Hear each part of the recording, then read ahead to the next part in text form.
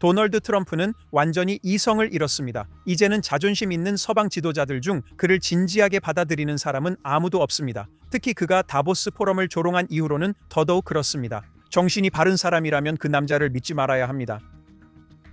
안녕하세요. 저는 다니엘 시몬입니다. 여러분은 지금 이스라엘 예루살렘에 있는 JNS 텔레비전 스튜디오에서 방송되는 스트레이트 업을 시청하고 계십니다.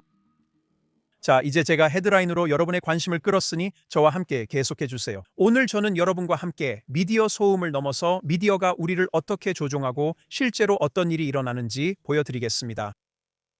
이번 주 정치적 사건들에 관한 몇 가지 질문이 있습니다. 도널드 트럼프가 이란인을 배신했나? 미국과 이스라엘이 가자지구 문제로 갈등 위기에 있나? 네타냐후와 트럼프의 밀월이 깨지고 트럼프는 정신을 잃은 것인가? 이 문제에 대한 정보가 서방 언론이나 이스라엘 평론가들에게서 나왔다면 대부분 이 질문에 그렇다고 답할 것이고 그 생각이 맞을 수도 있습니다. 왜냐하면 우리 서방 사람들은 소비사회와 언론의 작동 방식에 의해 모두 즉각적인 만족에 길들여져 있기 때문입니다. 하지만 인생 자체는 우리가 읽는 헤드라인보다 훨씬 더 복잡합니다. 그리고 무대 뒤에서는 훨씬 더 많은 일들이 벌어지고 있습니다. 언론이 밝히고 싶어 하지 않거나 심지어 파고들고 싶어 하지 않는 일들 말이죠. 이유는 세 가지입니다. 첫째, 언론은 자체 내러티브가 있습니다.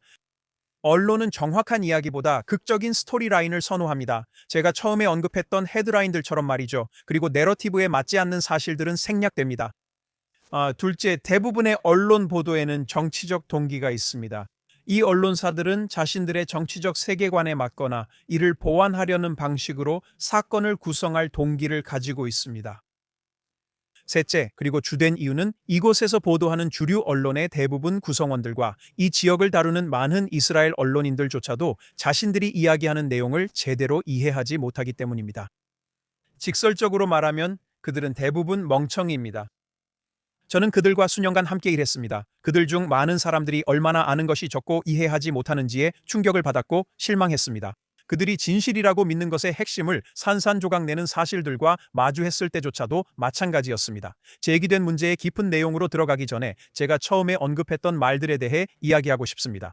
지금이야말로 트럼프를 싫어하는 사람들과 이스라엘을 싫어하는 사람들이 꺼버리고 떠나기에 좋은 시간입니다. 왜냐하면 오늘 제가 할 말이 여러분 마음에 들지 않을 것이기 때문입니다.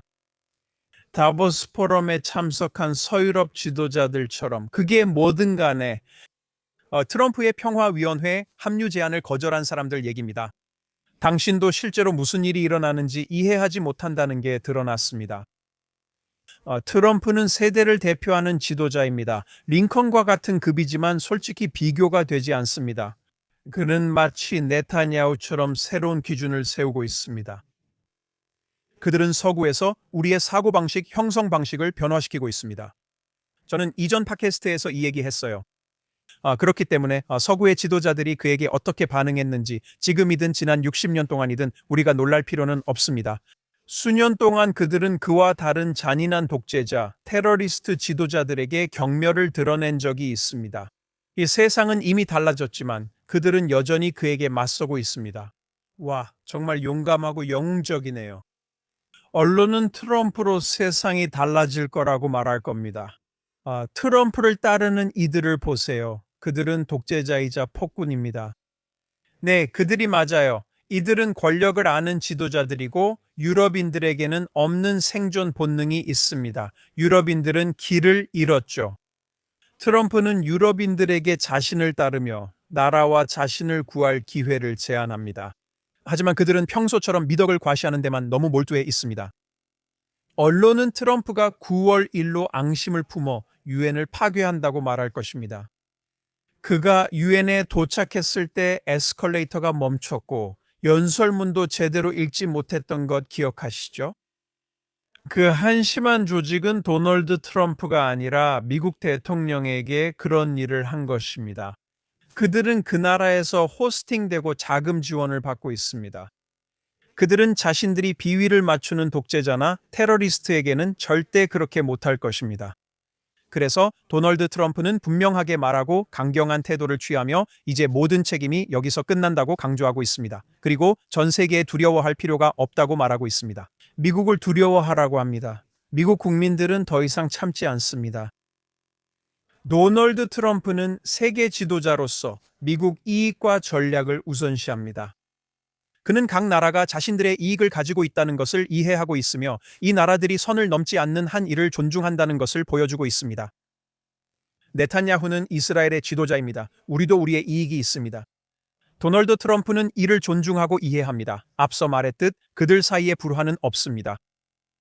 도널드 트럼프와 네타냐후뿐만 아니라 전 세계의 모든 지도자들은 자신들이 자국의 이익이라고 믿는 것을 추구합니다. 저는 트럼프에게 공을 돌리겠습니다. 그는 모든 관련자의 이익을 위해 노력하고 있습니다. 그리고 그들 역시 그렇게 인식하고 있습니다.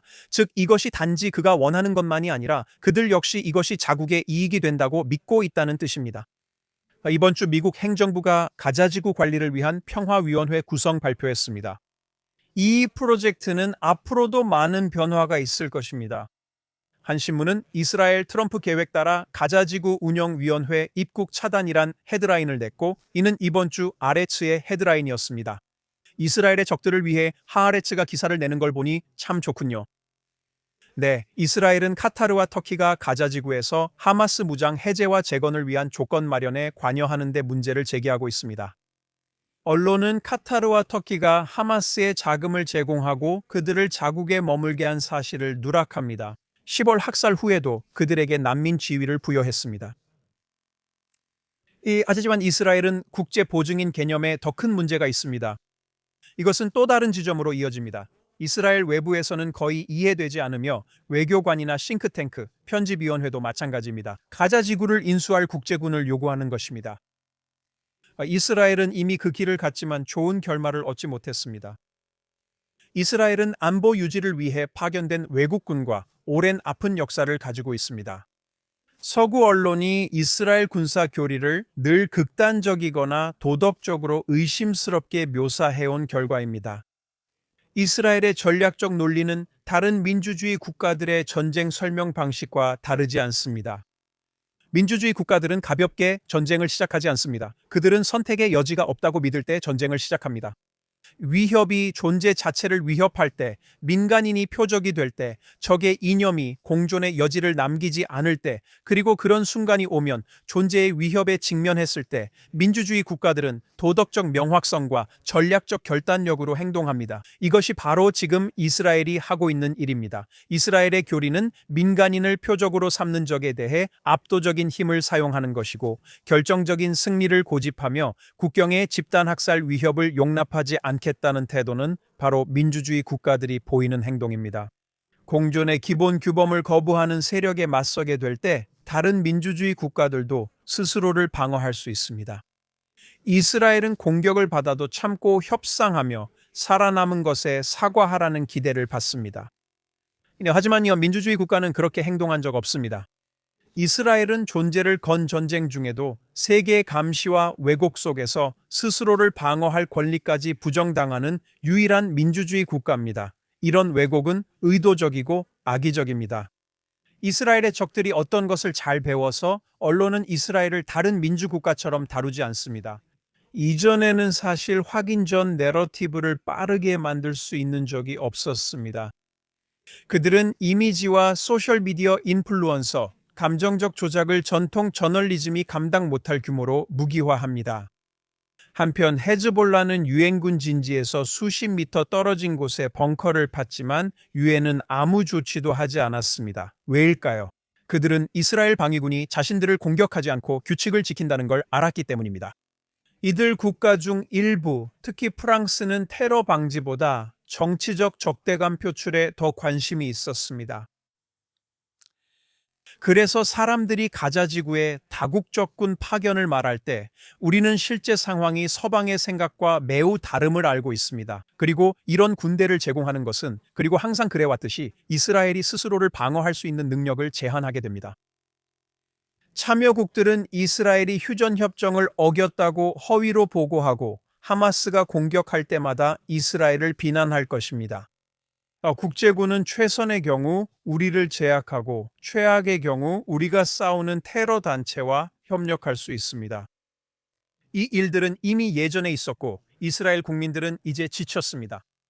이것은 갈등의 핵심에 있는 세계적인 오해의 또 다른 예입니다. 이스라엘이 자신들과 위험을 공유하지 않고 현실을 이해하지 못하며 일이 잘못됐을 때 대가를 치르지 않는 사람들에게 안보를 맡길 수 있다는 믿음은 잘못된 것입니다. 이스라엘 사람들은 그 사실을 잘 알고 있습니다. 우리는 그 결과를 직접 겪어왔으니까요. 가자를 중립적이고 전문적인 기술관료위원회에 넘길 수 있다고 생각하는 사람이 있나요? 이 일이 스칸디나비아 지방 자치단체가 재활용이나 구역 법규를 관리하는 것과 같다고 생각하나요? 그들은 순진한 척 거짓말하고 있습니다.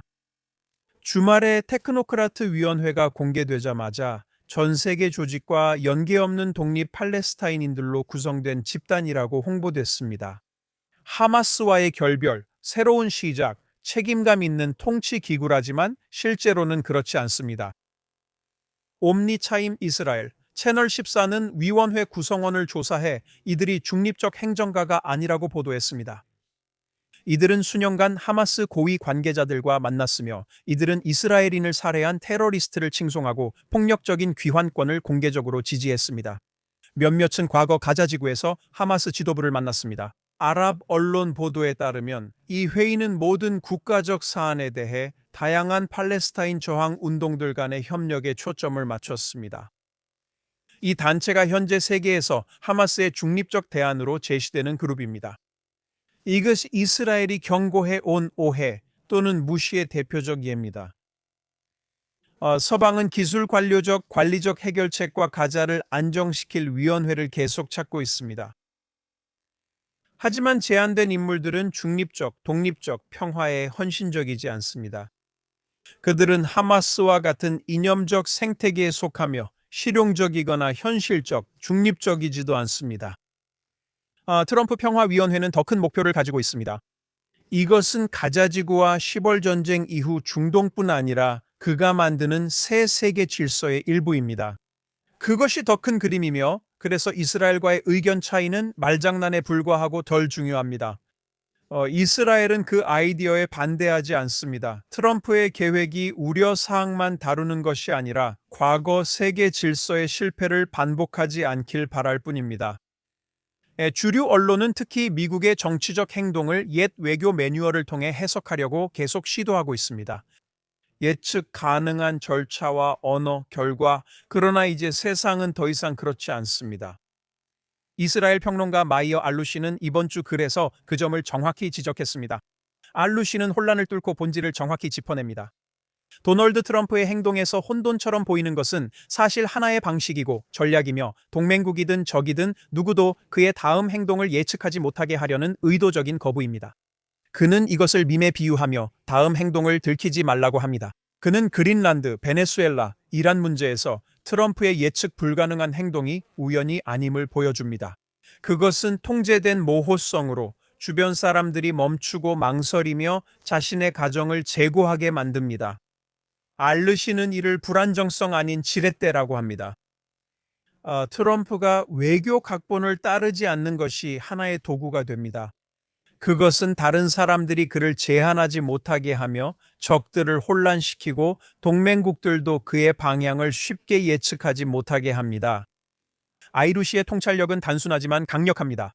이것은 혼돈이 아닌 통제이며 트럼프에게 효과적입니다. 그린란드의 시원한 바람 같다고 할 수 있습니다. 아이루시는 이것이 지금 중요하다고 말합니다. 왜냐하면 만약 여러분이 전통적인 외교의 관점으로 현재 이스라엘 미국의 역학관계를 이해하려고 한다면 완전히 잘못 이해하게 될 것이기 때문입니다. 언론도 매일같이 잘못 이해하고 있습니다.